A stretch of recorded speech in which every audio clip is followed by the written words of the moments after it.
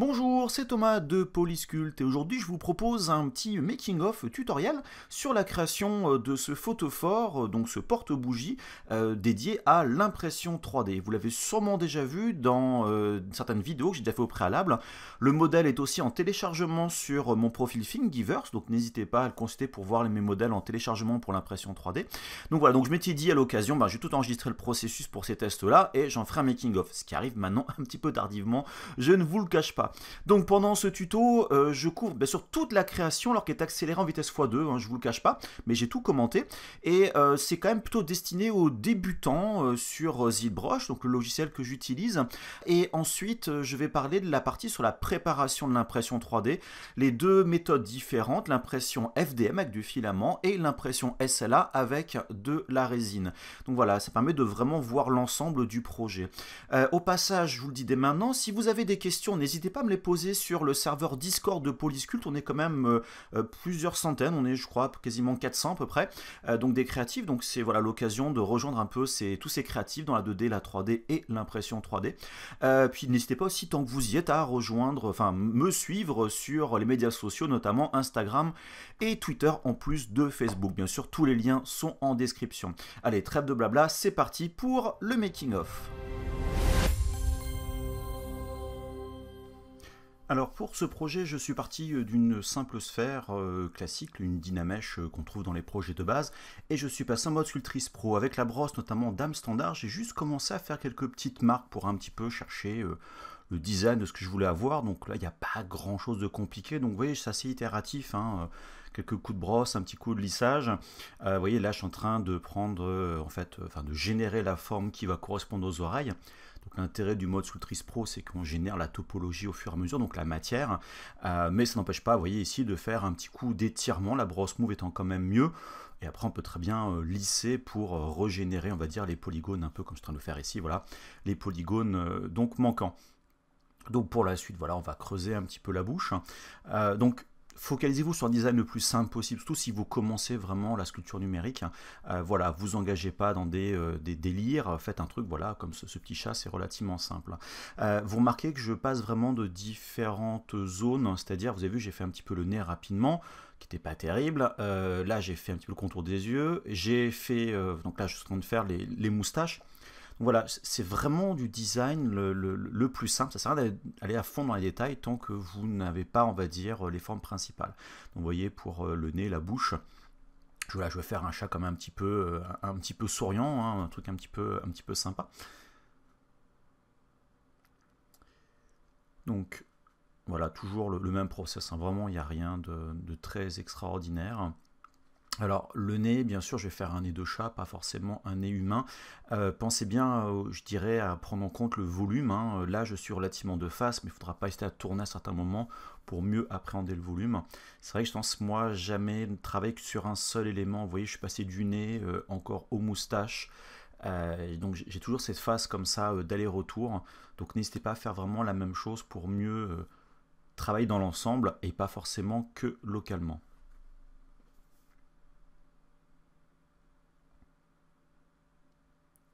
Alors maintenant je vais en fait aplatir le bas de mon modèle, donc je prends les brosses de type clip, c'est CTRL et majuscule pour les utiliser, pour les sélectionner et les utiliser. Ça m'écrase comme ça le modèle, donc je vais avoir bien sûr le côté, on va dire, assez aplati. L'avantage aussi, c'est qu'on vise de l'impression 3D, ça m'évite d'avoir des supports pour faire pousser le modèle. Donc là, je suis en train de me poser la question, est-ce que je fais une bouche plutôt en creux, plutôt en bosse? Voilà, c'est toujours un petit peu les recherches pendant le design, car j'avais un design approximatif en tête, mais voilà, au fur et à mesure de ma création, je continue le design. Alors, je vous rassure, le nez, je suis pas très content, parce que ça fait un nez qui est relativement, on va dire, humain, et pas un nez de chat. Mais bon, j'y reviendrai donc par la suite. Donc vous voyez là, j'ai tendance à prendre souvent cette brosse donc T-Superline, qui est une brosse à moi, on peut trouver donc sur mon site en téléchargement, ou la brosse Dame Standard pour vraiment marquer les zones. Vous voyez, vraiment, j'aime bien ces brosses-là, ça permet vraiment de définir vraiment le design du modèle et surtout mettre des arêtes qui soient un petit peu vives, car très souvent, sur le numérique, on a tendance à générer des formes, je dirais, relativement molles. Donc vous allez voir, c'est le moment où j'annule ce que je fais. C'est voilà l'intérêt de l'expérimentation. Donc vous voyez ici, j'ai fait comme ça des marques donc bien distinctes. Et après, on peut très bien lisser pour atténuer ces marques, pour que ça soit quand même un petit peu moins visible. Donc vous voyez ici, je suis en train de faire les petites moustaches supérieures.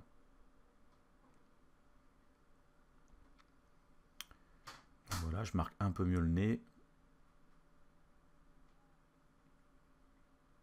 Alors je précise quand même, au niveau du design des yeux, je veux faire un design avec les yeux fermés, genre vraiment un chat qui sourit avec voilà, les yeux vraiment fermés. N'hésitez pas bien sûr, comme je viens de faire à l'instant, à tout moment à changer les proportions globales. D'ailleurs je vais revenir assez longuement sur la suite. Et du fait que c'est un porte-bougie, je vais donc rajouter un subtool en cliquant sur Append, rajouter donc un cylindre, et vous remarquez que ce cylindre, avant donc de créer ce polymage 3D, je me suis arrangé pour que la topologie soit relativement uniforme. C'est pour ça que j'ai affiché notamment ce polyframe. Alors là, à cette étape-là, le but c'est de trouver un petit peu le design, de mettre, on va dire, l'endroit où va se trouver, on va dire, le trou pour supporter la bougie. Et vous remarquez que j'ai activé le mode Live Boolean, donc en haut à gauche, et qu'au niveau des subtools, j'ai cliqué sur le deuxième petit icône qui me permet de définir le cylindre comme étant un objet négatif. Donc là, vous voyez, le cylindre a disparu simplement parce que j'ai masqué le subtool. Alors pour la queue, ici j'ai enlevé bien sûr la symétrie de mon objet. Bien évidemment, je veux que ma queue soit pas symétrique, forcément, on est sur un être humain. N'oubliez pas, parce que c'est un truc que j'ai fait, que j'ai coupé au montage, de remettre votre symétrie quand vous travaillez sur le reste, qui bien sûr va rester symétrique. Donc n'hésitez pas à faire une queue voilà, un petit peu gonflée, qui a du volume, mais il faudra quand même penser par la suite au problème de surplomb pour l'impression 3D, éviter d'avoir des besoins de support. Donc voilà, faites ça progressivement, mélangez donc cette brosse inflate pour donner un côté plutôt gonflé, arrondi et pas forcément trop plat à la queue. Marquez bien, vous voyez, ces limites entre le corps et la queue avec cette brosse, donc dame standard ou T-Superline ou notre brosse, peu importe, mais histoire de bien faire cette démarcation. Donc voilà, à vous bien sûr de voir le design que vous voulez avoir, une queue beaucoup plus marquée, pourquoi pas une queue à plat, c'est-à-dire posée à même le sol, mais moi le but c'est de minimiser, on va dire, l'empreinte au niveau du sol, du volume, on va dire, de mon porte-bougie. Alors là maintenant j'ai rajouté une petite sphère que je vais donc déplacer, mettre sur le côté droit du modèle, donc à gauche de l'écran, qui va me servir en fait à faire les petites pattes à l'avant. Je fais un objet séparé car ça me donne la liberté de travailler individuellement. Et là vous remarquez, je coupe la base. Alors là je n'ai pas pris les brosses clip, j'ai fait en fait le petit truc, vous peut-être savoir, qui consiste à appuyer sur la touche CTRL lorsqu'on fait une échelle non uniforme, ça va aplatir les polygones situés sur le dessous. Et donc là maintenant je fais la partie avant des pattes, où, on va dire, où il y a les petites griffes qui peuvent éventuellement sortir. Là c'est pareil, des petits coups de brosse relativement rapides. Vous voyez, le design reste simple, mais ça reste en fait très peu d'outils. Vous le voyez qu'avec très peu d'outils, on peut faire des designs relativement rigolos. Donc ouais, c'est pour ça que c'est vraiment très bien pour commencer ce genre d'objet lorsque vous attaquez la création 3D. Donc avec ZBrush ou ZBrush Core. Alors je précise, j'ai fait tout le modèle avec ZBrush. Alors le gros du design que l'on voit à l'heure actuelle, mis à part le mode Sculptris Pro, on peut le faire avec ZBrush Core, donc on peut faire ça en mode Dynamesh, ça marche très bien, il n'y a pas d'obligation de faire ça en mode Sculptris Pro. Par contre, certaines étapes par la suite vont nécessiter plutôt ZBrush, même si elles restent, on va dire, optionnelles. Donc pour les griffes, vous voyez, je tendance à bien les marquer. N'oubliez pas que l'impression 3D, il ne faut pas hésiter à contraster, donc mettre un peu plus de détails par rapport aux objets. Donc voilà, alors maintenant je vais faire donc dans la fonction Tool, Géométrie, Modify Topology, j'ai fait un donc Mirror and Weld. En fait ça fait une copie de la patte du côté positif vers le côté négatif. Donc là je fais une échelle. Donc pour agrandir la taille bien évidemment donc de mes deux pattes en réactivant la symétrie. Vous l'avez peut-être vu rapidement, mais mon échelle n'était pas symétrique. Donc voilà, comme ça je peux vraiment voyez, travailler et surtout éventuellement affiner mon design sans affecter le corps du modèle. Bien évidemment, par la suite, on va souder et unifier les différents éléments. Donc voilà, alors là maintenant, je vais refaire ce qu'on appelle donc une retopologie automatique avec Z-Dream Mesher, qui permet de recalculer, on va dire, un maillage au niveau de l'objet qui est en basse résolution, car c'est un truc que j'utilise énormément quand je veux travailler, et surtout c'est que par la suite je vais reprojeter les détails de ma sculpture originale sur ce modèle qui a une nouvelle retopologie. Alors j'ai fait une vidéo qui traite que de ça sur ma chaîne YouTube, donc n'hésitez pas à regarder ce process là, c'est vraiment super important. Donc là maintenant je suis plus en mode Sculptris Pro, j'ai ce qu'on appelle donc des niveaux de subdivision. Et bien sûr, pensez à rajouter la symétrie une fois que vous avez fait ça au passage. Vous allez pouvoir retravailler donc plus en détail, plutôt sur les fondations du modèle. L'intérêt est que bien sûr on va pouvoir travailler sur très peu de polygones, donc avoir un meilleur contrôle sur la forme globale. Donc là vous voyez rapidement, j'ai sélectionné en fait une toute petite partie du modèle, j'ai masqué tout le reste pour en fait donner une base un petit peu plus haute, un peu plus large, notamment je pense au visage. Donc pensez bien à lisser, voilà, pour unifier un petit peu votre topologie. Là par contre, plus Sculptris Pro, donc c'est-à-dire que je ne touche plus à la fondation de mon modèle, enfin tout du moins pour l'instant. Alors, ce que je vais faire aussi, c'est que je vais appliquer donc maintenant pour les transformations globales, notamment un des déformeurs, mais pour faire ça, en fait, je peux pas travailler avec des niveaux de subdivision. Il faut que j'écrase, on va dire, le niveau de subdivision de mon modèle, donc j'enlève les niveaux, on va dire, inférieurs, et là, je peux faire appel au déformeur qui se trouve dans le gizmo. Donc, j'utilise ici le déformeur qui s'appelle déformeur, et je vais pouvoir donc déformer une cage de déformation, une FFD box, pour justement travailler comme ça sur différentes parties, et pouvoir, vous voyez ici, donc faire une échelle que la partie supérieure, la partie inférieure. Donc vraiment, on va dire, pas vraiment affecter le design en lui-même, c'est-à-dire les détails et tout, mais plutôt voilà la forme globale du modèle, sa silhouette, ses proportions. Donc n'oubliez pas que vous pouvez donc sélectionner ces points en utilisant les fonctions de masque. En utilisant en fait la touche CTRL et CTRL ALT pour masquer ou démasquer cette partie du modèle. Donc bien évidemment, à vous après de trouver un petit peu le design que vous voulez avoir, d'affiner donc comme ça un petit peu la forme. Enfin moi c'est vraiment un système que je trouve assez pratique. Et ensuite j'ai plus qu'à cliquer sur le bouton reconstruire subdivision qui va me recréer le niveau de subdivision que j'ai écrasé au préalable. Donc là c'est un petit peu technique par contre pour ceux qui ne connaissent pas la fonctionnalité. Et donc là, voilà, je continue un petit peu à affiner. Vous voyez que mes yeux, j'ai tendance à voilà, travailler un petit peu plus sur la silhouette. Vous voyez, j'ai très peu de points, donc c'est quand même relativement pratique à ce niveau-là. Donc je vais pouvoir donner une forme plus arrondie au niveau du visage de mon chat, enfin de la gueule de mon chat. Donc voilà, les différents éléments. Et vous voyez, c'est toujours la brosse Move avec des petites touches. J'y vais vraiment très progressivement. Ça, c'est quelque chose qu'on voit dans de nombreuses vidéos que je fais. Je fais jamais des grands, on va dire, des grosses déformations. Je vais vraiment y aller très progressivement. Le but étant de déformer tout autant progressivement les polygones donc de mon modèle. Et là, bien sûr, je peux continuer à sculpter donc mon modèle avec mes brosses, où là, je vais avoir un contrôle plus localisé de mon volume, faire pousser, on va dire, la matière plus progressivement, plus localement. La brosse Move, on a un contrôle qui est quand même pas du tout le même. Donc, il faut savoir quand il faut utiliser la brosse Move ou prendre des brosses de sculpture pour, on va dire, travailler un peu plus localement la forme du modèle. Donc, soit localement, soit un peu plus globalement, modulo la taille de votre brosse. Vous voyez, je passe un peu de temps sur les yeux, c'est quand même un élément assez caractéristique. Pareil sur la bouche que je vais, on va dire, un peu plus arrondir et gonfler. Vous imaginez, on a un petit peu plus les dents, on va dire, de notre chat. Pareil pour les oreilles, que je vais un petit peu plus travailler et affiner. Donc vous voyez, encore et toujours, je passe autant des yeux à la bouche, aux oreilles, aux lèvres. Voilà, donc ne vous focalisez pas là-dessus, surtout. Alors moi, j'ai pas trop le problème là-dessus, mais n'hésitez pas à changer votre point de vue. Ne restez jamais sur le même point de vue pour avoir une meilleure perception du volume de votre modèle. Imaginez-vous devant un bloc de glaise, c'est exactement la même chose. Donc là, pardon, je ramène donc les pattes, je vais bien sûr travailler un petit peu tout ça donc sur l'ensemble. Vous voyez la partie basse, là j'ai fait un petit coup de, vous voyez, de contrôle ici avec donc de faire l'échelle non uniforme. Voilà, j'arrive en appuyant sur la touche CTRL pour donc aplatir le dessous donc de mon modèle, d'aplatir. Les brosses clip font exactement la même chose, mais au moins le gizmo ça marche dans ZBrush Core. Ce n'est pas réservé qu'à ZBrush. Donc là, je continue un petit peu, voilà, à affiner ce que j'avais marqué donc avant avec la brosse dame standard, si mes souvenirs sont bons. Voilà, là, je donne un peu plus d'épaisseur. J'oublie toujours pas que je vais faire donc de l'impression 3D et j'ai besoin, les tout petits détails comme ça, trop précis, surtout en impression FDM, ne vont pas forcément apparaître, ce qui peut quand même poser problème. Donc voilà, mais j'aime bien voilà, marquer un peu plus les arêtes et donc faire disparaître ce côté un petit peu trop mou. Donc voilà. N'hésitez pas à donner du volume. Alors ce que je ne montre pas ici, mais n'hésitez pas aussi des fois à reculer et d'afficher sur votre écran l'objet un petit peu à la taille de ce qu'il devrait avoir au moment de l'impression. Par exemple, il va faire, je sais pas, 5 cm de long. Donc arrangez-vous pour mesurer sur votre écran 5 cm avec une règle. Comme ça, vous allez avoir une idée a priori de à quoi va ressembler votre modèle. Et vous dire est-ce que les détails sont finalement assez visibles ou pas. Surtout, je disais donc en impression FDM où on a quand même une précision qui est quand même assez... on va dire grossière par rapport à d'autres types d'impression.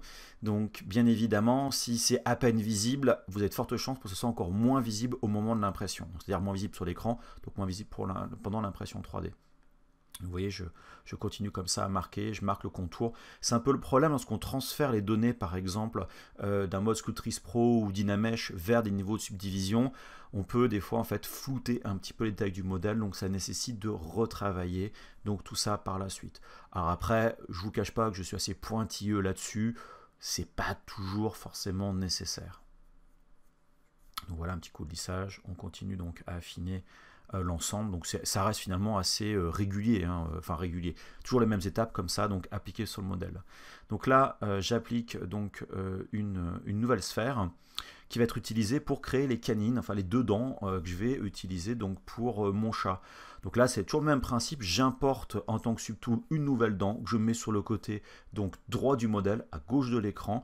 Je déforme légèrement cette canine avec la brosse Move, donc histoire de donner la forme. Et une fois que je vais avoir fini, je vais faire donc encore comme tout à l'heure le Mirror and Weld pour faire la copie de l'autre côté de ma dent et donc d'avoir une dent tout à fait symétrique.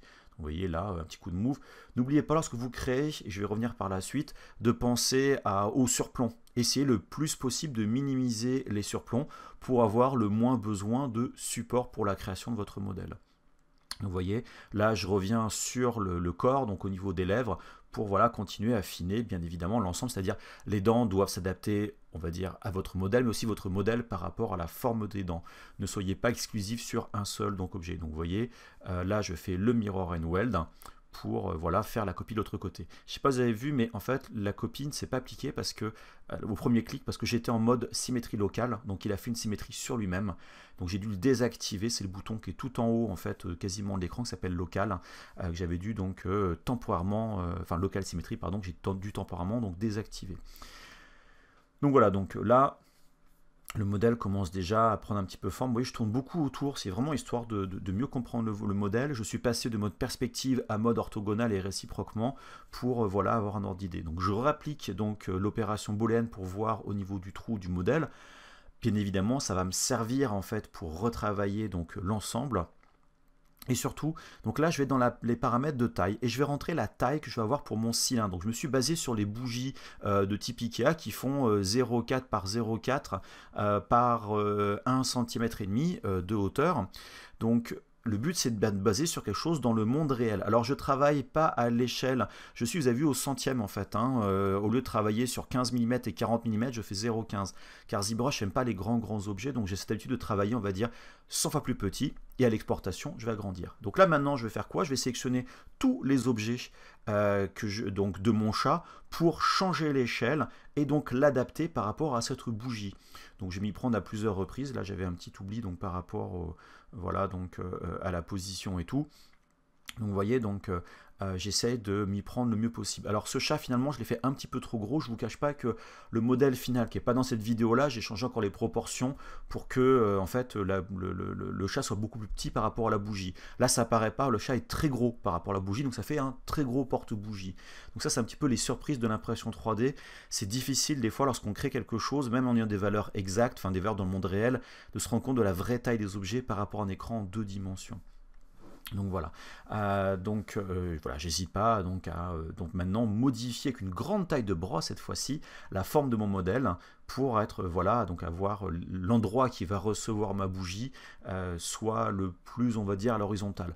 Pas besoin d'être très précis, on n'est pas au micron près, on reste dans un côté visuel, c'est l'intérêt de ce genre de technique. Et voilà, le petit chapeau qui apparaît en fait c'est parce que mon cylindre est plus petit. Vous voyez ici en fait, donc il dépasse légèrement, rien ne m'empêche de pousser vers l'intérieur par exemple. Vous voyez, je fais un petit coup de lissage ici pour pousser mes polygones à l'intérieur et ça disparaît parce qu'en fait ils sont plus bas que mon cylindre, donc il fait une opération donc négative, donc d'opération booléenne.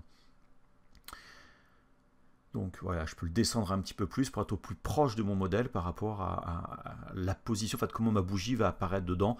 Et bien sûr, continuer voilà, à affiner un petit peu tout ça. Donc vous voyez ici, avec ma brosse Move, une grande taille, je change comme ça. Donc voilà, hop. Alors c'est vraiment du chipotage hein, ce que je fais là-dessus. Hein. Je pourrais très bien avoir une bougie, enfin la forme qui correspond à la bougie beaucoup plus épaisse et pas me prendre la tête. Hein. C'est que j'aime bien en fait me baser sur des choses, on va dire, qui respecte, on va dire, le côté réel des choses. Je suis un peu pointilleux là-dessus, donc, donc voilà, pas besoin de passer forcément autant de temps. Donc je lisse bien évidemment un petit peu sur le côté, en fait je lisse pas, je creuse en fait hein, mon modèle pour justement avoir une transition un peu plus douce par rapport à mon sien, n'est pas forcément trop marqué, voilà, pas forcément trop net, hein, donc voilà, je lisserai par la suite. Bon, c'est après, c'est pareil, il n'y a vraiment rien d'obligatoire, je dirais, là-dessus. Donc vous voyez, un petit coup de lissage, c'est quelque chose d'un peu plus sympa. Mais après, de toute façon, je corrigerai par la suite. Alors, des fois, je me rends compte, vous voyez, ici sur le côté, en fait, en revoyant la vidéo, je me suis rendu compte que ma silhouette ne marchait pas, et c'est exactement l'opération, donc j'ai fait juste ensuite. Donc c'est pour ça, la silhouette, c'est super important, tout autour du modèle. Je me suis rendu compte que le modèle était trop à plat. Donc vous voyez, je sais comment je travaille, parce que finalement, voilà, je revois mes erreurs, alors que cette vidéo, je l'ai faite il y a quand même déjà il y a quelques mois. Donc c'est parti un petit peu loin. Donc voilà, donc c'est toujours l'intérêt de ces niveaux de subdivision. Je peux passer en basse qualité, enfin au niveau le plus bas de subdivision, et là je peux vraiment changer globalement ma forme et vraiment travailler tout le temps sur ma silhouette. C'est vraiment ce que j'adore faire. C'est un peu technique, mais ça vous donne vraiment cette grande liberté de modification au niveau de votre modèle. Vous voyez, là, c'est vraiment des petites touches. C'est vraiment l'affinage, mais c'est ce qui va faire la différence, votre modèle final, entre un modèle qui est sympa et un modèle qui est bof. Alors, bien évidemment, mieux vaut faire un modèle bof que pas de modèle du tout. Ça, alors là, je vous m'enlèverai jamais ça. Mieux vaut faire une crotte, on va dire, que rien du tout. Donc, j'invite toujours à vraiment créer des choses.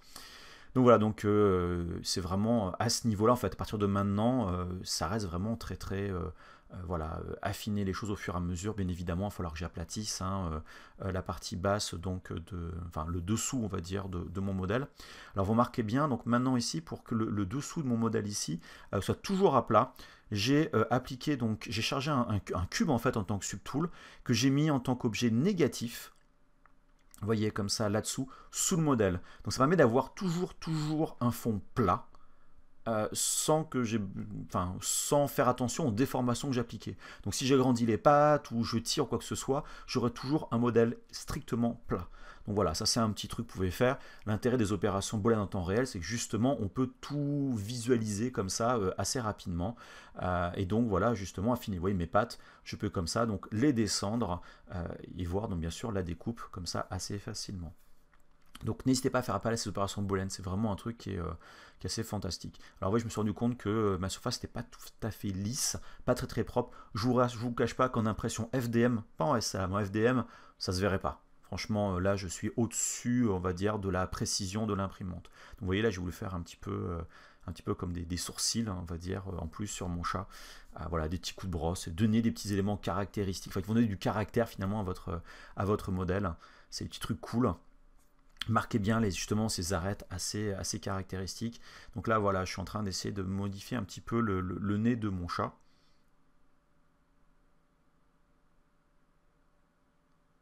Donc voilà, là, c'est maintenant, j'essaie justement de, ce que je disais dès le début, je faisais pas vraiment trop un nez de chat, donc voilà, là, j'essaye de justement voilà, m'en rapprocher un tout petit peu. Je vous cache pas que j'ai fait un petit coup de Google Images pour chercher quelques photos de chat. Je vais avoir un chat à la maison, ben des fois c'est bien d'avoir une référence quand même à côté de soi. Voilà, donc un nez un petit peu plus triangulaire. Donc voilà, jouer un petit peu sur ces formes quand même assez classiques quand même du chat. J'avoue que j'aime beaucoup les chats, donc forcément voilà, le sujet était pour moi tout à fait choisi. Donc là, j'y vais un peu plus progressivement, bien évidemment, parce que j'ai quand même une forme qui est déjà assez, je dirais, assez marquée. Je suis une taille de brosse un peu plus petite, mais vous remarquez, même si une brosse plus petite, je donne toujours des coups de brosse assez rapides et je dirais des fois même relativement grands par rapport à la taille de ma brosse. Éviter les tout petits zigouigouis, hein, vraiment penser à ces grands coups de brosse. Donc là, voilà, j'essaie de marquer un petit peu plus le nez. Pas forcément très convaincu parce que voilà, justement, je manquais de forme au niveau donc du modèle pour justement avoir voilà, un nez plutôt de chat et pas une espèce de nez humain que je vais essayer de modifier. Donc voilà, donc les niveaux de subdivision, vous remarquez, je passe souvent du niveau inférieur au niveau supérieur pour donc ce modèle. Alors je vous cache pas là que ce modèle, j'en ai imprimé une grosse quantité parce que beaucoup de gens m'ont demandé ce modèle là en différentes matières. Je suis assez content du design final. Voilà, donc vous voyez, je suis parti du visage, je repasse à la queue. Je suis vraiment une girouette quand je sculpte, je vous cache pas. Mais c'est ce qui fait effectivement le côté, je dirais, souplesse de la sculpture numérique. Et de toute façon, même pour un vrai sculpteur, c'est rare qu'il reste toujours sur un endroit, on va dire, donné. Alors bien sûr, tous ces éléments-là, par la suite, j'ai aussi les modifiés pour essayer d'optimiser tout ça pour l'impression 3D. Encore et toujours pour minimiser le besoin de support. Ça, c'est vraiment un élément qui est vraiment super important. Donc là, j'ai fait une opération booléenne où je me suis simplement fait une copie, on va dire, du cylindre. J'ai fait donc comme ça en négatif. Et surtout, j'ai généré, on va dire, l'opération booléenne entre, je dirais, mon modèle pour voir le résultat final. Pour faire donc, surtout par la suite, un Z-remesh. En fait, ça m'a permis d'avoir les creux, d'avoir les pattes tout soudées. Et maintenant, je régénère une nouvelle topologie du modèle. L'intérêt d'avoir en plus une copie, c'est que je vais pouvoir par la suite reprocher les détails justement de l'original par rapport donc justement à ces niveaux de subdivision. Donc là, j'ai fait ça vraiment pour avoir les pattes avant et donc justement la queue, voilà, tout uni. Donc je subdivise mon modèle et après je projette mes détails. Donc maintenant, j'ai pu tout fusionner et je récupère des niveaux de subdivision. Et donc maintenant, je peux comme ça, donc voilà, affiner donc mon modèle, c'est-à-dire au niveau donc voilà, du contour là. Alors pensez bien à remettre la symétrie si elle n'a pas été remise pour voilà donc resculpter et surtout avoir une topologie propre et pas quelque chose qui est plein de triangles comme font les opérations booléennes. Alors un point surtout que je n'ai pas couvert, c'est que je n'ai pas fait les pattes arrière. Je les ai faites en fait hors de la vidéo. Pour les pattes arrière, en fait, j'ai fait comme les pattes avant. Hein. J'ai j'ai pris une sphère que j'ai déformée et j'ai fait exactement la même chose. Donc bien sûr, pour fusionner mes pattes arrière avec les pattes, le corps comme les pattes avant, c'est le même principe. Opération booléenne, niveau de subdivision, projection et après donc bien sûr resculpture des détails. C'est exactement le même principe. Je ne vous le montre pas parce que ça fait du temps en plus, mais il n'y a vraiment rien de vraiment différent. Alors là, vous voyez ce que je suis en train de faire ici, donc je continue donc à affiner mon modèle, mais je suis d'un point de vue purement structure au niveau du modèle, très proche du modèle final, c'est-à-dire je n'ai plus qu'une seule et unique coque, donc on va dire un seul volume avec les pattes, les dents, vous voyez ici, donc qui ont été aussi fusionnés en même temps, et le creux pour avoir la bougie. Et imaginez bien évidemment d'avoir aussi les pattes donc à l'arrière. Alors, un truc que je pique aussi de temps en temps, c'est cet effet clé polish. Rien que pour voir ce que ça donne, je l'aime beaucoup parce que ça tendance vraiment à bien marquer les détails, polir les surfaces, ça donne un côté assez stylisé, enfin moi vraiment que j'aime beaucoup. Bien évidemment, ça dépend du niveau de subdivision à laquelle vous allez l'appliquer et notamment le niveau de sharpness. Alors moi ce que je fais souvent, c'est qu'avant j'enregistre, c'était très rapide, un morph target. Comme ça, je peux appliquer l'effet, voire très marqué, et après avec ma brosse morph, je vais pouvoir révéler ce qui a été enregistré dans le morph target, c'est-à-dire redonner l'aspect qu'il y avait avant d'appliquer cet effet de clé polish. C'est un peu comme gommer, un petit peu comme j'ai créé ça sur un calque, et donc garder des formes très marquées à des endroits grâce à l'effet clé polish, mais arrondir, assouplir d'autres endroits parce que le clé polish va quand même, on va dire, assez facetter certaines parties du modèle, et des fois aussi éventuellement un petit peu estomper certaines formes. Donc voilà, c'est le petit truc. Pour ceux qui suivent mes vidéos avec ZBrush et ZBrush Core, mes différents tutos, mes making-of, c'est un truc que j'utilise très souvent. J'adore vraiment cet effet, j'adore l'effet que ça donne sur le modèle, et en quelques clics, ça va vraiment donner un côté assez caractéristique à votre modèle. Et bien sûr, ce côté morph, enfin cette brosse morph, qui va révéler le morph target enregistré avant, donc cette cible on va dire de déformation, ça permet effectivement de récupérer voilà donc la forme d'origine. Donc ça c'est, n'hésitez pas vraiment à essayer cette technique là, c'est quand même quelque chose qui est assez pratique. Alors j'applique le morph un petit peu partout parce que mon modèle il me l'a un petit peu trop facetté à certains endroits, ce qui n'est pas forcément, même les grandes surfaces, ce qui je dirais est pas très grave pour du FDM, par contre pour l'impression S à la résine, c'est beaucoup plus marqué, donc il faut faire attention à que votre modèle reste, on va dire, relativement lisse. Alors attention, c'est l'erreur assez commune qui peut arriver aussi quand vous travaillez avec un modèle qui est asymétrique. Par exemple, la queue est asymétrique, donc je passe mon temps à enlever la symétrie, à remettre la symétrie, et il y a des moments où j'oublie de la remettre. Donc forcément, il faut que je refasse d'un côté ou de l'autre. Donc voilà, donc là, j'hésite pas, vous voyez, à faire une brosse un peu plus grande pour continuer à faire donc justement le nettoyage avec ce morph target au niveau du modèle. Le truc qu'on peut faire aussi, c'est d'abord de masquer les parties sur lesquelles on va appliquer le clé polish. On inverse le masque et le clé polish ne sera appliqué que sur les zones qui ont été masquées. J'aurais pu faire éventuellement ça avant, ce qui aurait peut-être permis de gagner un petit peu de temps justement par rapport à ce nettoyage au morph target. Alors bien évidemment, vous pouvez, comme moi j'ai fait, effectivement, faire votre petite signature avec une brosse comme ma brosse T-Superline, donc à l'intérieur donc voilà du modèle. C'est pas visible lorsqu'une bougie est dessus. Bon après, ça c'est le petit truc en plus. Voilà, ça mange pas de pain. J'ai un tout petit peu appliqué de trim dynamique pour aplatir le dessus, pour que ce soit un peu plus plat. Je vous cache pas que genre de crédit pour l'impression FDM, c'est un peu la galère. Pour le SLA, il n'y a pas de problème, mais j'avoue que je préfère le SLA en général pour ce genre de choses. Donc voilà. Donc là, j'ai copié-collé en fait la forme de base en dessous que j'avais tout à l'heure, donc l'espèce de pavé pour vraiment aplatir le dessous du modèle. Donc comme ça, j'ai une bien meilleure vision justement des endroits de découpe. Et si c'est nécessaire, voilà, donc remonter ou affiner le modèle donc pour l'adapter. Donc voilà, donc là on est vraiment très très proche du modèle final. Bien évidemment, on peut continuer à travailler sur les silhouettes. Là, je suis en train d'essayer de casser un petit peu l'angle pour que l'angle soit un peu plus progressif. La transition entre le corps et la queue, pour éviter des angles droits, être plutôt sur des angles vers 45 degrés.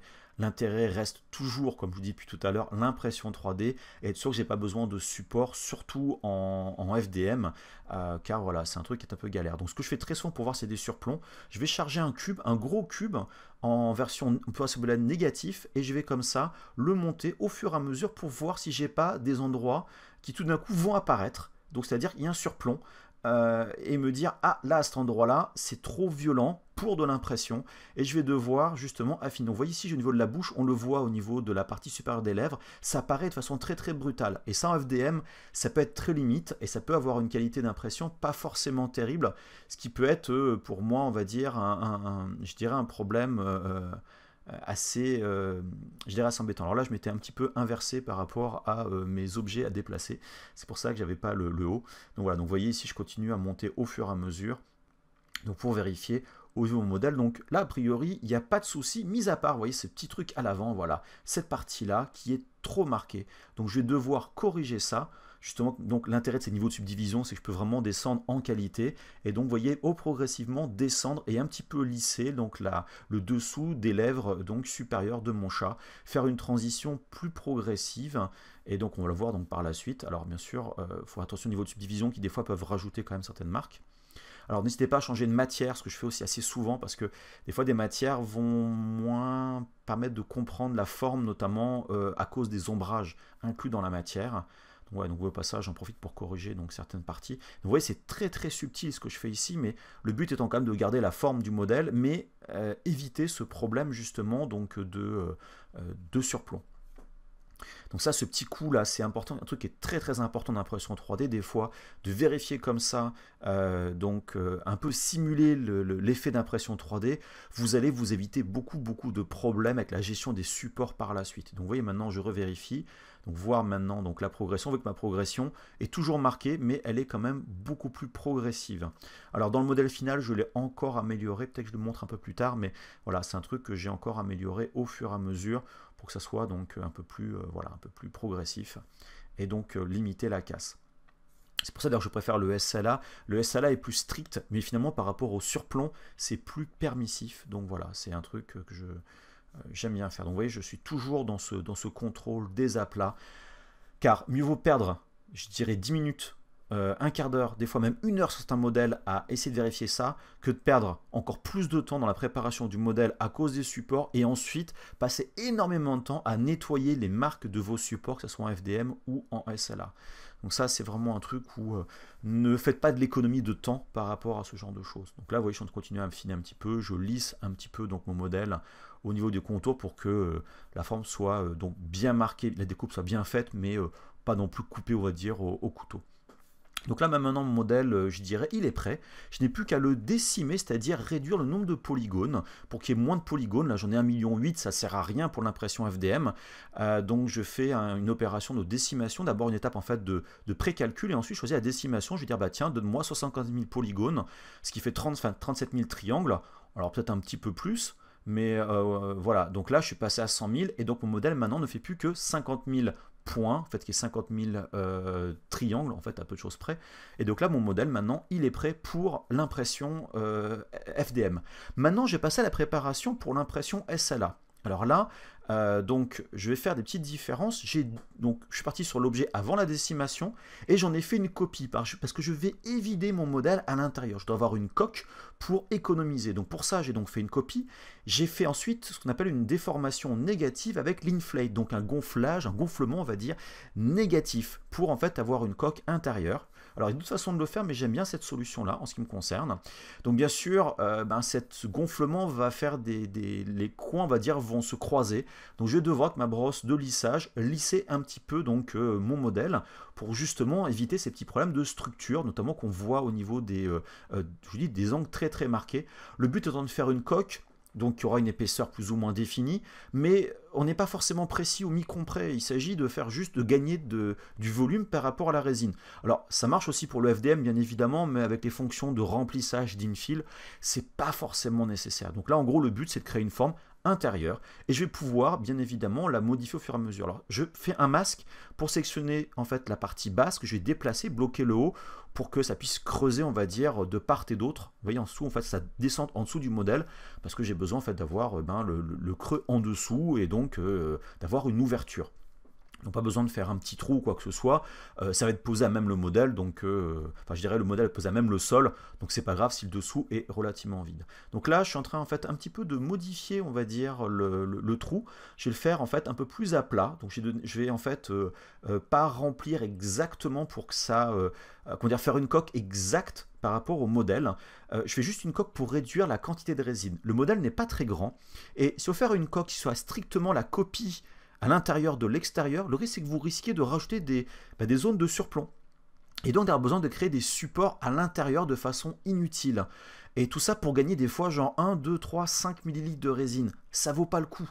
Donc par exemple là au niveau de mes de mes oreilles, j'ai pas besoin forcément d'avoir une coque précise parce que mes oreilles ne sont pas très grandes. Même au niveau ici je dirais du couvercle sur le dessus, pourquoi je vais pas le faire? Parce que ça peut aussi me créer des fois notamment des problèmes de ventouse.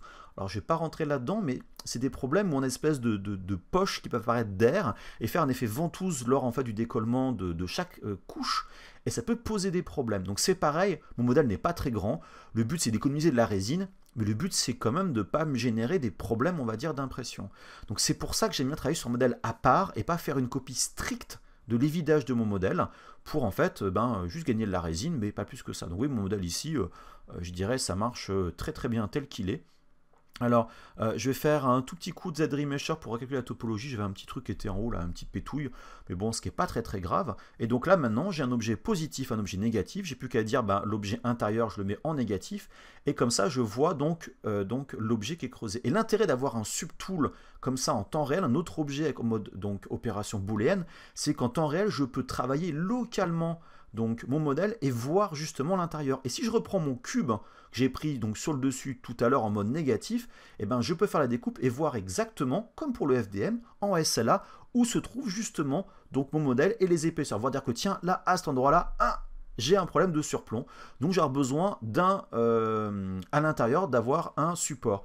Donc bien évidemment, je peux essayer de le corriger ou faire du support au fur et à mesure, mais je préférerais plutôt en fait avoir une impression qui soit progressive à l'intérieur, qui fasse on va dire une courbe, je dirais une belle courbe arrondie pour que mes couches se créent au fur et à mesure et n'aient pas besoin d'avoir de surplomb, enfin de support donc supplémentaire. Donc c'est pour ça que là je suis en train d'essayer d'arrondir justement la forme intérieure le plus possible pour que justement le tout soit le plus progressif possible dans la phase on va dire de création. Donc je passe mon temps à donc déplacer mon cube. Alors je crée à chaque fois un mode start, ce qui m'embête toujours un petit peu. Et voilà, donc vous voyez ici, donc ça apparaît comme ça au fur et à mesure. Alors c'est pas toujours très bon d'avoir des grandes couches qui apparaissent d'un coup en SLA. Ça peut faire des petites déformations, mais vu que c'est l'intérieur, c'est pas visible. Donc c'est pas très très grave. Et donc là, vous voyez comme ça, je peux continuer à vérifier donc au fur et à mesure donc mon modèle. Donc, alors, ce que je rajoute aussi pour éviter des effets ventouses au niveau du modèle, ce qui n'est pas obligatoire, mais moi j'aime bien le faire, je fais quelques petits cylindres supplémentaires qui vont être en mode négatif pour faire des trous. Ça permet en fait d'améliorer la circulation du flux d'air ou de résine au niveau du modèle et donc éviter voilà, des problèmes liés à l'impression SLA. Et vu que la bougie sera posée par-dessus, ça ne se verra pas. Donc là en fait j'en ai fait plusieurs copies, je ne sais plus comment j'en ai fait, j'ai dû en faire 6 ou 4, je ne sais plus. Donc là tout simplement je suis en train de faire des rotations, je fais des duplications, voilà. Je fais attention à ma signature, ce qui n'est pas forcément nécessaire. Honnêtement on peut en faire que un, ça peut suffire, mais j'aime bien en avoir en fait de chaque côté au cas où en fonction de l'inclinaison de mon modèle, au moins j'ai pas de problème, ce sera forcément au bon endroit. Donc vous voyez, là mon modèle ici maintenant, je dirais, je peux donc continuer à le vérifier, mais a priori pour moi il est OK.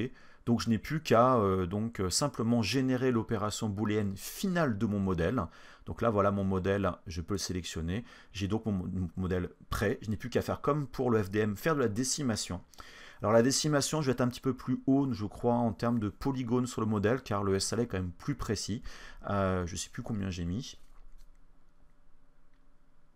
Donc là, voilà, je suis monté un peu plus, vous voyez, je suis monté à peu près à 150 000 polygones, et finalement, ça paraît relativement bien au niveau du modèle. Donc maintenant, je n'ai plus qu'à exporter mes modèles en définissant la taille que je veux avoir. Donc je multiplie par 100 ma valeur. Vous vous rappelez que j'étais parti sur mon cylindre. Donc j'ai simplement déplacé la virgule de 1,14 à donc 114. Alors j'ai rendu un tout plus grand, histoire que voilà, j'ai un peu plus de marge de manœuvre pour créer donc mon objet. Et après, il n'y a plus qu'à enregistrer donc mes deux fichiers directement pour le modèle, donc FDM et SLA. Maintenant que mes modèles sont prêts, ont été donc optimisés et exportés, on va passer donc dans la phase de réparation éventuellement du modèle et bien sûr donc la préparation en FDM avec Simplify et bien sûr ensuite la préparation pour l'impression SLA.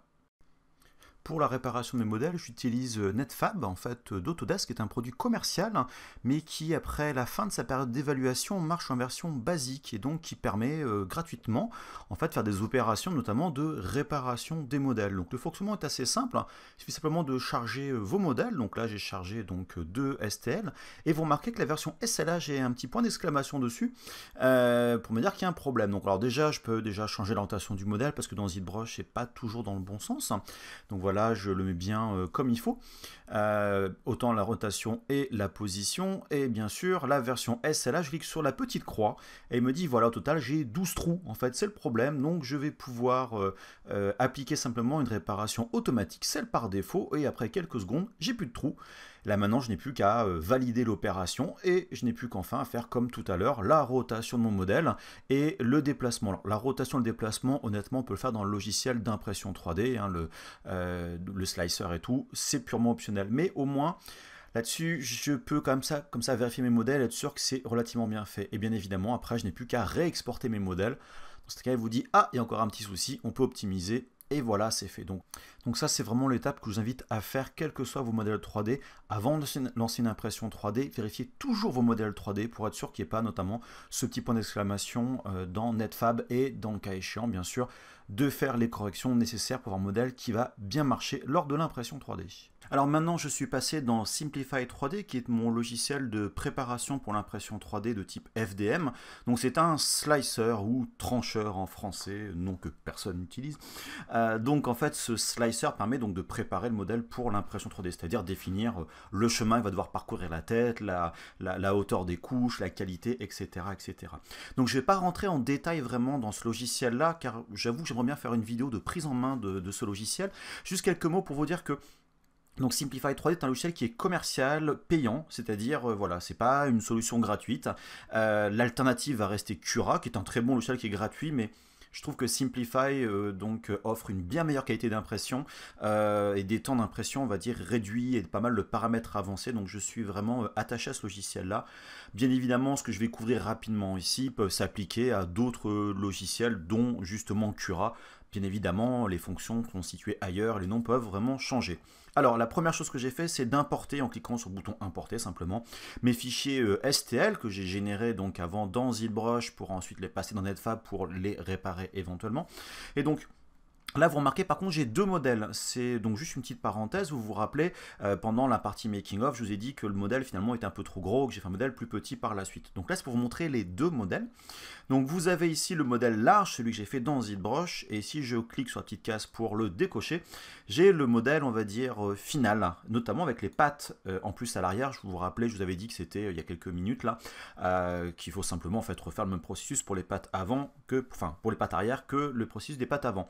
Bref.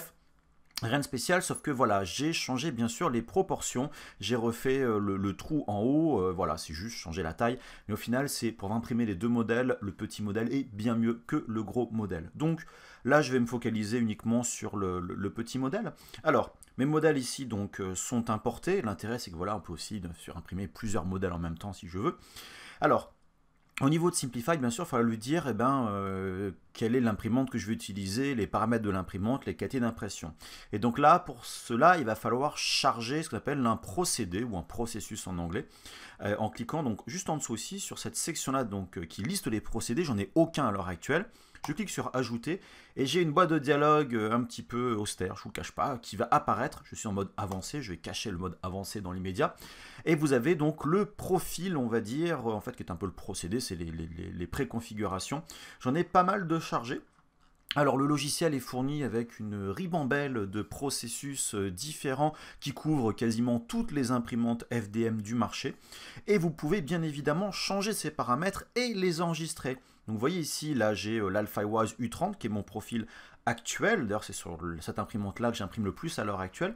Mais vous avez l'Ultimaker 2 Plus qui est une de mes imprimantes aussi, que j'utilise aussi énormément. Et là vous voyez j'ai plusieurs paramètres. Par exemple, vous voyez, il y a des paramètres qui sont propres à des filaments. Donc là, vous voyez ici, j'ai 3 filaments N-Gen de ColorFab, avec des belles fautes d'ailleurs au passage, qui en fait permettent de choisir les paramètres tout faits. C'est-à-dire en gros, je charge le filament, choisis le profil, et je n'ai plus de questions à me poser. Bref, vous pouvez charger comme ça donc différents procédés, et si votre imprimante n'est pas listée, ou si vous voulez trouver le meilleur procédé, en fait, si vous cherchez une recherche sur Google, Simplify 3D Process et le nom de votre imprimante, vous allez souvent trouver des profils qui sont souvent très optimisés et qui marchent en général très très bien. Moi, c'est le premier truc que je fais quand j'ai une nouvelle imprimante, c'est voir les processus autres que ceux par défaut proposés, et souvent il y a des petits trucs qui sont vraiment intéressants. Bref, donc je peux juste faire OK là-dessus. J'ai mon processus de charger par rapport à l'imprimante. Je vais revenir donc par la suite. Et là, je n'ai plus qu'à cliquer sur préparer donc l'impression 3D. Et là, en fait, le logiciel va slicer donc votre modèle pour justement donc créer tout le chemin que va devoir créer votre tête. Donc oui, j'ai quelques petites statistiques. Donc la durée de l'impression à l'heure actuelle, 6h45 minutes. Je ne vous cache pas que c'est pas très précis, souvent c'est beaucoup plus que ça. Le poids du plastique utilisé et le coût éventuellement donc de l'impression si vous remplissez les bons paramètres donc dans le process, donc ces procédés. Alors pour vous montrer, en bas vous avez ici une petite glissière et vous pouvez comme ça voir la création des couches, je dirais progressivement.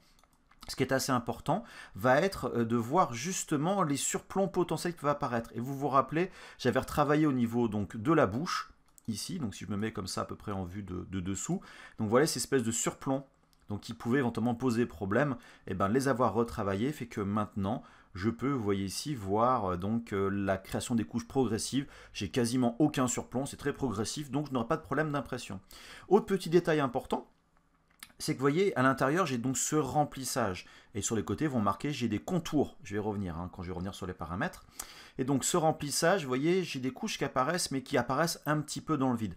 Alors, Simplify se débrouille assez bien pour créer comme ça ces couches basées sur des rebords. Mais bon, j'ai quand même des gros trous. Donc, mais la base de ces couches-là va pas être terrible. Vous remarquez qu'il fait plusieurs couches, vous voyez, avant déjà de faire mon texte, avant de faire une grande couche par-dessus, il prépare les choses. Et c'est là que Simplify est très très fort, justement, il est fort pour corriger les erreurs de l'utilisateur. Je ne dis pas que ça marche pour tout, mais ça marche assez bien. Donc vous voyez, il y a pas mal de couches qui sont donc créées au fur et à mesure. Alors, je voudrais juste faire une petite pause. Vous voyez ici, c'est sur cette zone-là. Donc vous voyez ici, on a en fait l'arrondi qui va de plus en plus vers le plat. Et c'est là qu'il y a un paramètre qui va jouer énormément, ça va être notamment l'épaisseur des couches. Plus vos couches seront fines, plus vous aurez de couches par rapport à une élévation importante, et plus ces aplats seront, enfin ces arrondis qui vont vers un aplat, vont être le mieux gérés. Et ce qui va jouer aussi, ça va être les contours. Plus vous avez de contours, et moins vous allez voir ce qui se passe en dessous. Parce qu'en fait, lorsque vous faites vos impressions en qualité assez basse, le risque c'est quand vous avez des espèces de changements de direction et c'est parti plutôt à l'horizontale, c'est que souvent vous allez voir au travers au niveau de votre modèle. Donc les paramètres qui vont jouer, donc ça va être cette épaisseur de ces couches-là et donc ce nombre de contours. Et l'autre truc aussi, c'est que vous avez vu donc ce remplissage à l'intérieur, donc en nid d'abeille à l'heure actuelle. Donc le logiciel, il y a quand même des grands trous, il doit créer au fur et à mesure dans le vide. Et donc même si l'imprimante s'en débrouille bien, si vous avez un filament un peu spécial, c'est-à-dire un filament de type métal ou pierre, ils sont beaucoup plus lourds, beaucoup plus denses, et le risque c'est que là les surplombs soient beaucoup moins gérés. Donc il va falloir éventuellement que le remplissage soit plus important. Donc là j'ai un remplissage qui est assez important, ça devrait passer, mais attention à ce genre de choses. Donc voilà, donc là on a vu une prévisualisation assez rapide, on va dire, du modèle final avec les paramètres, mes paramètres de base. Alors je quitte ce mode de prévisualisation et je voudrais donc un peu modifier les choses. Alors une petite parenthèse avant d'aller là-dessus, je vais le dire juste avant, si vous voulez donc déplacer votre modèle sur le plateau, vous voyez ici il y a donc les flèches, on peut changer l'échelle, faire la rotation. Vous avez même ici le mode de sélection et si vous double-cliquez sur le modèle, vous allez avoir un panneau latéral qui va apparaître vous permettant de rentrer des valeurs numériques si c'est nécessaire. Voilà, c'est une petite parenthèse. Bref, je reviens à mes paramètres donc de préparation pour l'impression FDM. Si je double-clique dessus, donc je reviens sur donc mes paramètres de base. Moi, ce qui m'intéresse, c'est les paramètres avancés. Donc je ne vais pas rentrer là-dedans, je vous dis, je ferai peut-être une vidéo assez un peu plus profonde, on va dire, sur les paramètres de Simplify 3D. La seule chose que moi j'active toujours, c'est la rétractation et les paramètres en fait de débrayage en fait de l'extrusion du filament et en fait la fonction pour essuyer un petit peu de filament à la fin. Ça permet en fait d'augmenter la qualité des petits blobs, notamment au niveau donc de vos surfaces, mais ça augmente un petit peu le temps d'impression. Bien évidemment, vérifiez que vous avez bien le bon diamètre de la buse. Au niveau des paramètres de couche que je disais juste avant, voilà, vous voyez ici ma hauteur de couche est à donc 120 microns. Donc 0,12 mm. Alors, il faut juste savoir, c'est que la majorité des imprimantes 3D ont plus ou moins les mêmes moteurs, on va dire pas à pas, et par rapport à l'axe vertical, par rapport au pas de vis et tout, en fait, les bonnes valeurs sont des multiples de 0,04 mm. Donc en gros, voilà, de mettre ces valeurs-là, vous allez pouvoir avoir des élévations vraiment progressives au niveau de vos couches et pas avoir des sauts, on va dire, de couches qui peuvent se voir dans certains cas. En gros, ça veut dire je vais mettre des valeurs, par exemple, de 0,2 mm, 0,16 mm, 0,12 mm, 0,08 mm. Donc voilà, j'ai toujours joué ces valeurs-là et croyez-moi, ça marche bien. Après, il y a plein de vidéos qui en parlent, n'hésitez pas à regarder. Donc voilà. Donc là j'ai une couche qui est quand même relativement fine, donc je vais devoir, si j'ai des couches relativement fines, j'ai intérêt à augmenter le nombre de couches inférieures et supérieures, parce que plus mes couches sont fines, plus je vais avoir besoin de couches pour me créer donc des belles surfaces. Donc ça c'est assez important, mettez pas genre une couche supérieure et inférieure pour du 0,12 microns, vous allez avoir des problèmes a priori d'impression, enfin de qualité. Il va falloir au moins avoir 3 couches en haut et en bas. Les couches supérieures, je préfère en mettre un petit peu plus. Et honnêtement, je préfère perdre éventuellement 10 minutes de plus parce que j'ai une couche d'imprimé en plus que d'avoir une qualité d'impression un peu moins bonne et d'avoir perdu finalement peut-être des dizaines d'heures au niveau de l'impression. Donc soyez pas, on va dire, radin sur le nombre de couches supérieures et inférieures. Voilà, ça peut jouer beaucoup. Et vous avez vu en dessous, j'ai donc les couches, les coques, les contours au niveau de mon extrusion. Vous vous rappelez, c'est tout autour, donc ces deux lignes-là. Donc une buse de 0,4, honnêtement, 2 couches de contours, c'est le minimum. Pour un modèle comme ça, honnêtement, je partirais plutôt sur 3 contours, notamment à cause de la partie des oreilles et la partie supérieure. Après les additions, c'est ce qu'on va avoir un raft, notamment un radeau. Donc cette espèce de couche qu'on va placer en dessous. Je vous cache pas que les imprimantes maintenant, en général, sont, voilà, on peut très bien s'en passer. Enfin, moi, j'ai pas de support, ça sert à rien. Le remplissage, donc c'est la glissière qu'on a ici qui est à 20% par défaut, on trouve la même valeur ici, et donc le motif qui est en nid d'abeille, 20% c'est pas trop mal. Je pourrais baisser un petit peu, mais le risque c'est que voilà, la couche au niveau du support de la bougie va être vraiment pas forcément terrible parce que je vais avoir des gros remplissages, donc des grands surplombs à devoir couvrir. Et au niveau des oreilles, c'est peut-être un petit peu limite. Mais bref, dans le cas de ce modèle-là, 20%, ça peut suffire. J'ai pas besoin de support. La température, bien évidemment, c'est la température de votre filament qui est à conseiller. J'irai plutôt vers du 200 degrés, en fait, en ce qui concerne mes propres filaments PLA. Le refroidissement, je laisse par défaut. La vitesse, ça c'est à vous de voir, bien sûr, plus votre vitesse va être lente en fonction de votre imprimante, mieux meilleure sera la qualité, mais bon, forcément, le temps va jouer beaucoup. Et l'autre, il y a bon, rien de spécial, si effectivement, quand même, vous pouvez définir, bien évidemment, votre filament au niveau de la taille, mais surtout le prix du filament par rapport au prix du kilo, donc vous voyez, je suis sur un filament premium à l'heure actuelle, et la densité du filament. Ça, vous trouvez ça souvent dans les pages web du fabricant de vos filaments. Vous trouvez ce paramètre-là, ça permet effectivement d'avoir une estimation de quelle quantité de filament, la longueur et donc bien évidemment le coût. Et enfin, avancer, rien de spécial en ce qui me concerne, enfin pour un usage on va dire relativement basique. Donc maintenant je n'ai plus qu'à préparer donc l'impression. On va voir ici maintenant l'ajout justement, vous voyez ici, de ma troisième coque, ce qui honnêtement pour toutes ces parties basses ne sert à rien, mais au niveau voilà, des oreilles va relativement jouer, donc ça c'est optionnel, et bien sûr c'est parti relativement à plat, donc ça va fiabiliser le modèle. Vous voyez je suis à 7h quand même 23 au niveau de l'impression. Donc maintenant je n'ai plus qu'à cliquer sur le bouton ici pour exporter mon G-code vers ma carte micro SD ou clé USB ou peu importe, ou alors directement lancer l'impression en mode USB si mon imprimante est connectée à l'ordinateur. Donc voilà pour le FDM, il n'y a pas grand chose, ce modèle est relativement simple. Bien évidemment maintenant on va passer à la partie impression SLA qui est totalement différente. Alors là, je suis en présence du logiciel qui s'appelle Wanao D7 Workshop, qui est le logiciel proposé avec la Wanao D7, donc une imprimante SLA. Vous pouvez voir dans le test sur ma chaîne. Donc c'est un logiciel que j'aime bien parce qu'il est, déjà il est français, il est fait en France, cocorico. Et puis voilà, il est assez pratique, assez efficace pour la gestion des imprimantes SLA, mais il est quand même réservé aux imprimantes Wanao, bien que j'utilise la version D8 pour une autre imprimante. Voilà, j'ai un usage un petit peu dérivé. Mais ce que je vous montre ici, les concepts s'appliquent bien évidemment à toutes les imprimantes SLA et les autres logiciels équivalents. Il en existe d'autres, pour notamment, par exemple, la Photon. Je pourrais montrer ça effectivement sur la Photon, mais je préfère préparer mon modèle pour la Photon sur Wanao D7 que sur le logiciel qui est fourni avec l'imprimante. Donc, voilà, je précise aussi au passage, le logiciel est fourni avec l'imprimante, mais vous pouvez l'acheter séparément, ça ne coûte pas très très cher, mais ça a considéré quand vous faites de l'impression SLA, surtout avec une D7 ou une Photon. Alors maintenant, je vais charger mon fichier STL en faisant un glisser-déposer.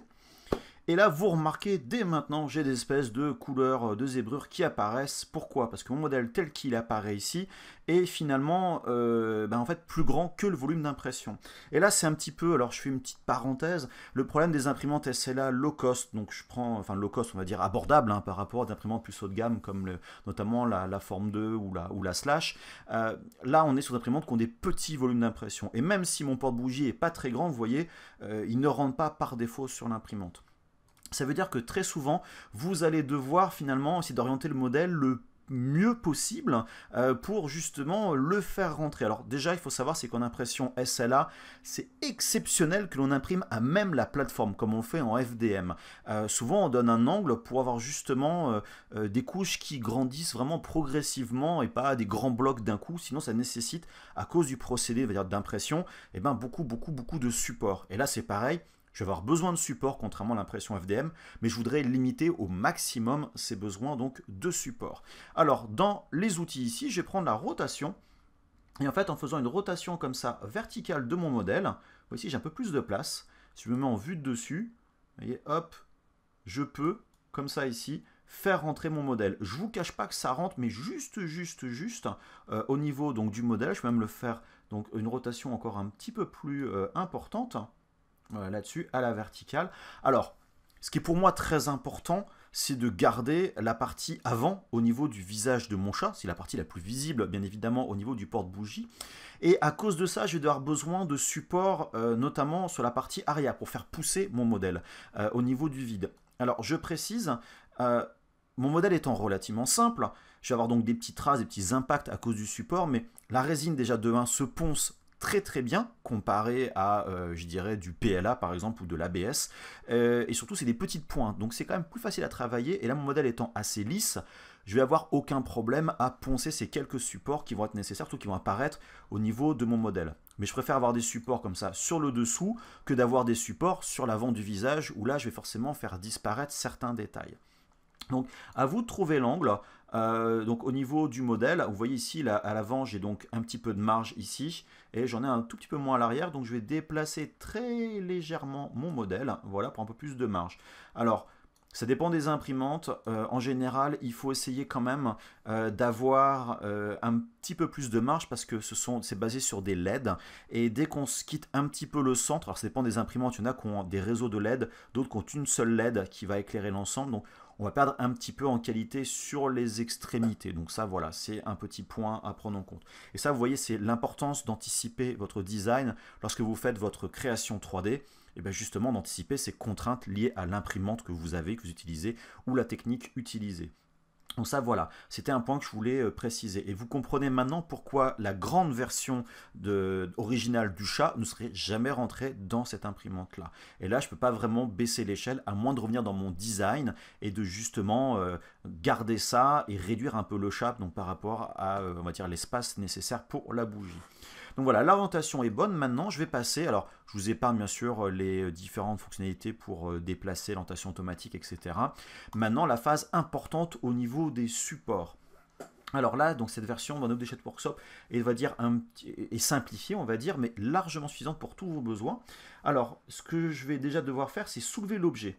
Vous cliquez là-dessus, et mon objet maintenant n'est plus situé au contact du sol, mais il y a un petit décalage. En fait, on évite le maximum la base. Pourquoi? Parce que quand vous allez imprimer en impression SLA, basé sur des écrans, du MSLA, en fait, parce qu'en fait, on masque une image, on va dire, simplement pour laisser ou non enfin, on utilise une image pour masquer le passage de la lumière. En gros, on n'autorise pas la lumière et donc comme ça qu'on va définir les couches, ou l'impression SLA LCD, c'est exactement la même chose.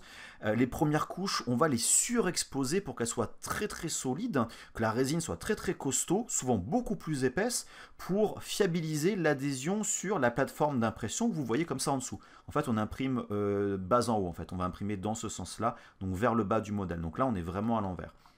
Donc là, c'est un point qui est super important, on n'imprime jamais à la base. Donc c'est pour ça qu'on surlève le modèle et vous aurez donc pas mal de petits supports qui vont être connectés de la base, allez donc vers la pointe au niveau du modèle. Et vous remarquez ici, le logiciel vous affiche avec ses damiers, a priori, toutes les zones de surplomb du modèle où des supports vont être nécessaires. Vous avez vu, quand on déplace le modèle, on a cette ligne qui apparaît qui vous montre justement où se trouvent les endroits où, enfin, ce que va être les couches d'impression du modèle. Vous voyez ici au fur et à mesure. Et donc vous voyez quand vous déplacez votre souris, il vous indique justement voilà donc l'aperçu de ce que vont être les supports. Alors moi ce que je fais toujours, donc on peut cliquer sur acheter des supports automatiques. Et là votre logiciel va mettre tous les supports que lui estime nécessaires. Quand vous êtes débutant, il va mettre un peu trop de supports et se planter que de rater une impression.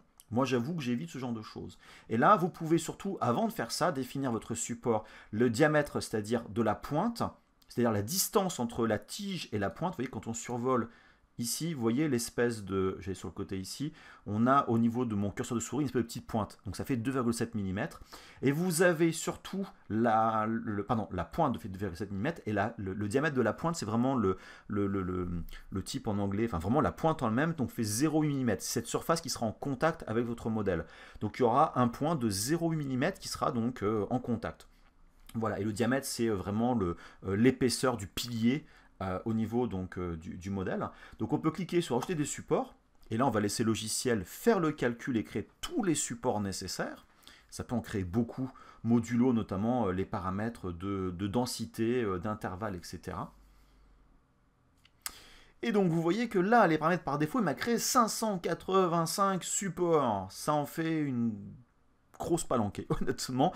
C'est beaucoup trop en tout cas, je dirais, pour moi. Donc là, hop, je vais supprimer tous les supports dans cette petite corbeille et je vais les faire moi-même à la main, car je suis habitué, il faut avouer, et ça va beaucoup plus vite. Déjà, la première chose que je fais, c'est trouver tous les points qui commencent. Vous voyez, ces petites pointes comme ça ici, j'en ai encore une ici, je suis habitué, hein, bien évidemment. C'est-à-dire que là, le modèle va commencer à pousser, donc forcément, il faut que je dise, bah tiens, il me faut un support ici, il me faut un support là. Donc je regarde un petit peu partout, et en fait, théoriquement, ce qui n'est pas vrai, bien évidemment, mon modèle pourrait s'imprimer avec ces deux supports, c'est-à-dire ma plateforme de construction est en, je dirais, mes premiers supports sont en contact, et donc il va m'imprimer au fur et à mesure, et ping, il va commencer à faire pousser le modèle. Sauf que là, mon modèle ne va jamais tenir. Donc je vais devoir ajouter des supports au fur et à mesure. En fait, plus votre ligne sera plate, vous voyez ici, on voit la ligne, elle est très très aplatie.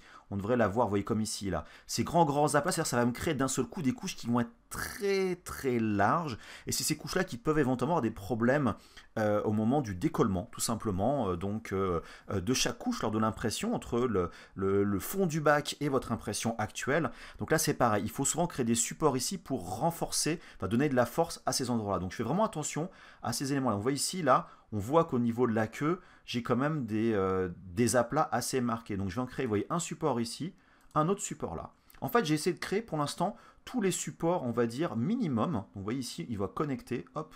Voilà, donc j'essaie de vraiment créer voilà, tous ces éléments qui pour moi me paraissent, vous voyez, comme là, ici, relativement indispensables. Donc après, c'est vraiment un coup de, je dirais, d'habitude. Hein. Donc voilà, là-dessus, donc ça, voilà, je crée vraiment tous mes supports minimum. Là, j'en ai pas besoin. Au niveau de la partie supérieure, vous voyez ici, j'ai pas vraiment besoin de tout ça. Je sais que l'imprimante va bien se passer. Par contre, à l'intérieur, même si c'est pas forcément nécessaire, là, vous voyez ici, là, j'ai besoin d'un support. Parce qu'en fait, ça va commencer à créer, donc à cet endroit-là, j'ai un grand surplomb, c'est connecté à rien du tout. Et si je mets aucun support, eh ben, ça va être imprimé dans le vide et ça va rester collé au fond donc, de mon bac d'impression et ça va rater l'impression. Donc là, vous voyez ici, celui-là, il est vraiment indispensable. Donc voilà, je continue et tout ici. Le dessus, est-ce que j'en ai besoin? Donc vous voyez, j'en ai besoin d'aucun, sauf là, effectivement, où j'ai besoin quand même de donner au moins un petit peu de renfort. Normalement, j'ai aucun autre surplomb. Donc, arrivé ici, à ce niveau-là, j'ai a priori le strict minimum. Maintenant, je vais devoir renforcer ça. Pourquoi? Parce que mes pointes de support, lorsque l'impression se fait, la résine est solidifiée, mais elle n'est pas en béton armé. C'est quand même relativement fragile. Donc, s'il n'y a qu'un seul support, s'il y a des gros morceaux à décoller parce que j'ai une grande couche, mon support risque de casser, donc ça risque de faire rater mon impression. L'autre raison, c'est que à chaque décollement de couche, ça peut faire bouger légèrement mon modèle, et donc je risque d'avoir des déformations, enfin des couches plus ou moins visibles, surtout si je commence à être loin de la plateforme. Donc je dois créer des supports de renfort. Donc là, je vais les faire déjà pour le bas, c'est-à-dire je vais en faire plus ou moins des distances régulières, et comme ça au niveau de la queue. Alors n'hésitez pas à trouver le bon point de vue. Et surtout, c'est que pour les premières couches, la toute première couche ici, vous voyez, j'ai besoin de mettre un petit peu plus de support pour être sûr que ces premières couches vont vraiment être fiables. Donc vraiment densifier les choses. Voilà, ces premières couches sont vraiment importantes. Donc là, j'en fais ici, hop, et comme ça au fur et à mesure. Donc vraiment toute cette zone finalement qui est orange, ça me donne comme ça un côté vous voyez, visuel, c'est un petit peu progressif, voilà là-dessus. Donc à cet endroit-là, c'est moi qui densifie, vous voyez ce que faisait le logiciel tout à l'heure, c'est moi qui le fais maintenant, mais finalement c'est moi qui choisis comme ça les parties que je voudrais imprimer. Donc en fait, dès qu'il y a vraiment une partie qui commence à pousser, un seul support, c'est jamais suffisant. Il faut en donner un assez rapidement pour être sûr que ces gros blocs accrochés au support vont vraiment résister. Donc je le fais ici là-dessus, hop. Donc je continue. Ouais, hop, là, vous voyez ici, je n'avais pas vu celui-là, vous voyez vu? Ici, là j'ai besoin d'un support, ça poussait dans le vide. Donc il faut que je fasse attention de l'autre côté, parce que c'est possible que de l'autre côté, vous voyez, j'ai le même problème. Vous voyez, je ne l'avais pas vu ce truc-là.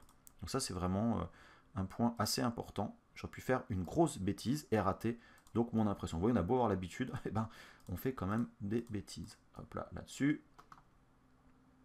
Hop, hop. Voilà, je regarde bien ici. Hop. Donc au final, je ne sais pas si vous remarquez, mais ça reste quand même chose d'assez constant. Hein, au niveau de mes supports. J'ai un espacement qui est à peu près, je dirais, uniforme. J'essaie de ne pas avoir des gros trous quand même, parce que ça n'aime pas de faire des grandes couches comme ça, surtout sur le début, la base. Il va être un peu trop de support, comme je disais, qu'un peu moins de support. Voilà là-dessus. Maintenant, bien évidemment, ici c'est pareil. J'ai intérêt à me rajouter. En plus, c'est l'intérieur, donc ça ne se verra pas, l'intérieur. Je peux laisser mes supports, j'ai pas besoin de poncer. Par contre, effectivement, je veux, comme je disais tout à l'heure, fiabiliser donc mon impression 3D. Voilà, je vais en faire aussi un tout petit peu comme ça à l'intérieur. Et croyez-moi, ces quelques supports, c'est pas ce qui va me coûter cher, on va dire, en résine. Donc pareil sur le dessus ici, hop là. Et là, je vais m'en faire aussi quelques-uns. Donc normalement, hop, j'aime bien connecter en fait, faire un support lorsque les parties se rejoignent. Là, j'ai aussi, vous voyez, hop, des grandes parties à plat.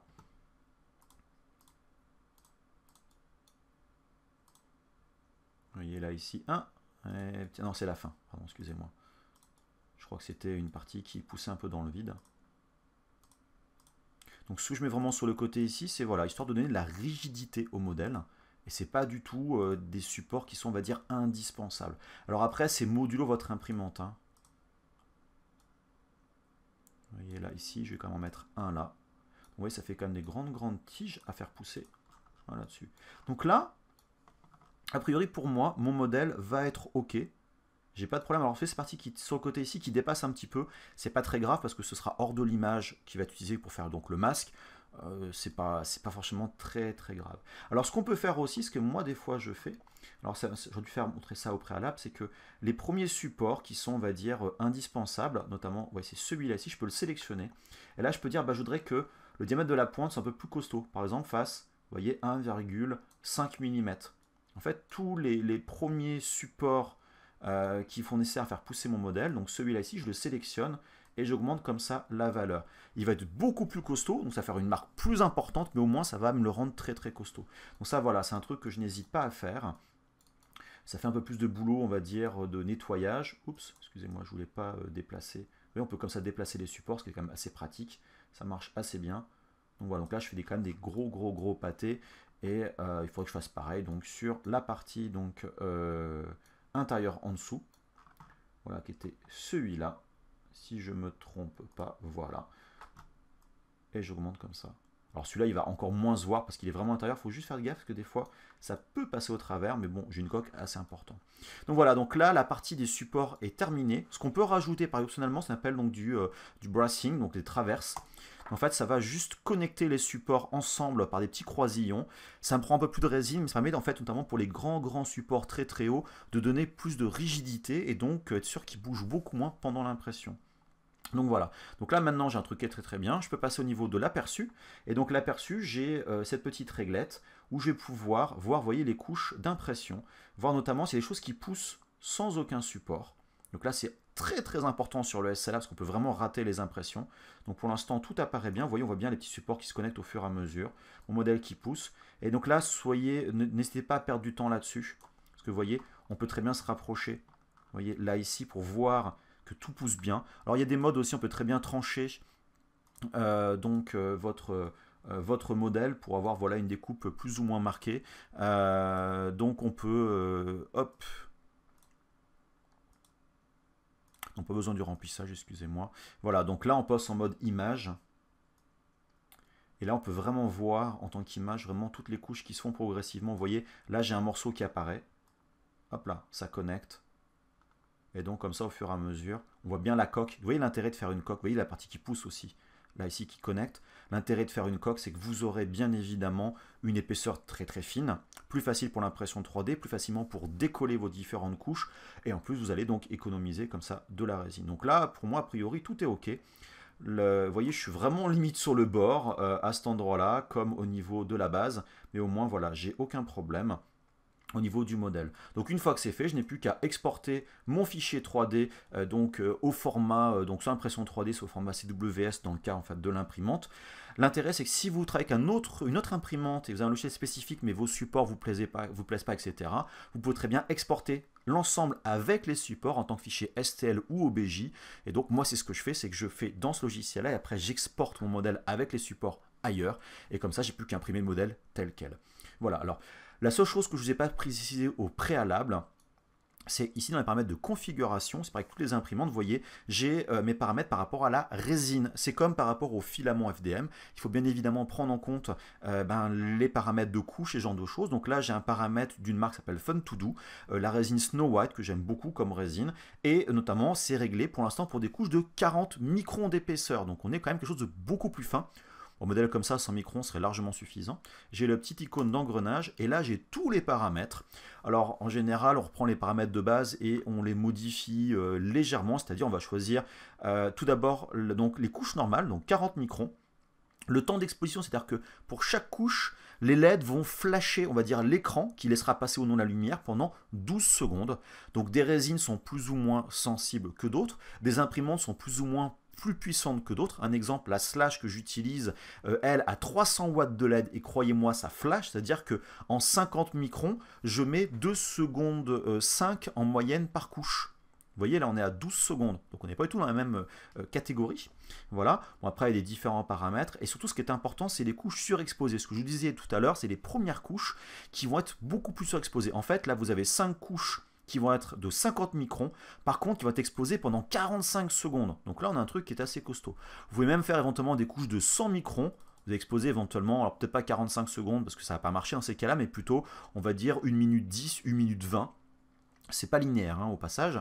Et là, vous aurez donc des grosses couches bien épaisses pour fiabiliser notamment l'accroche des supports à la plateforme. Donc ça, c'est quand même un truc qui est super important. Donc voilà, donc maintenant que vous avez donc configuré vos supports modèle 3D, donc vous n'avez plus qu'à exporter, charger votre modèle et donc lancer votre impression donc, de type SLA. Alors voilà le résultat de l'impression avec la photo d'Anycubic. J'ai quand même un résultat, je dirais, qui est très très propre. Déjà en sortie d'imprimante, on le voit que c'est relativement propre. Ensuite, il faut enlever donc les différents supports. Là, voilà, c'est le problème du SLA, c'est qu'on a toujours des supports. J'utilise donc ma pince japonaise de précision qui est vraiment géniale pour enlever donc bien sûr le plus gros des supports. À la fin, voilà, il faut quand même continuer à affiner, voilà, au plus propre possible. Et bien évidemment, ça laisse des petites traces d'impact, donc on va devoir poncer tout ça avec un papier de verre plutôt grossier vers un papier de verre relativement fin. Et à la fin, on a donc un modèle qui est quand même très très propre, qui rend vraiment, je dirais, très très bien. Alors pour l'impression FDM, là, il n'y a vraiment rien de spécial, il n'y a pas de support, rien de tout ça. Donc là, voilà, sur la CR10S, ça sort d'une façon, je dirais, relativement propre. Et bien sûr, on peut voir ça avec du plastique standard ou du filament de type pierre sur la gauche de l'écran. Donc voilà pour ce projet, j'espère qu'il vous aura plu. Maintenant, n'hésitez pas à poser vos questions, comme d'habitude, en commentaire de la vidéo, rejoindre le serveur Discord de Polysculpt. Bien évidemment, un petit like sur la vidéo, les petits commentaires, ça me fait toujours plaisir. Mais surtout, le plus important, c'est à vous maintenant de commencer à créer justement vos propres projets en vous inspirant de celui-là, les différentes techniques pour vous passer le cap et être plutôt un créatif et pas juste télécharger un modèle 3D sur internet, c'est quand même vachement mieux de créer soi-même. Allez, je vous dis à très bientôt sur Polysculpt pour d'autres vidéos, bye bye.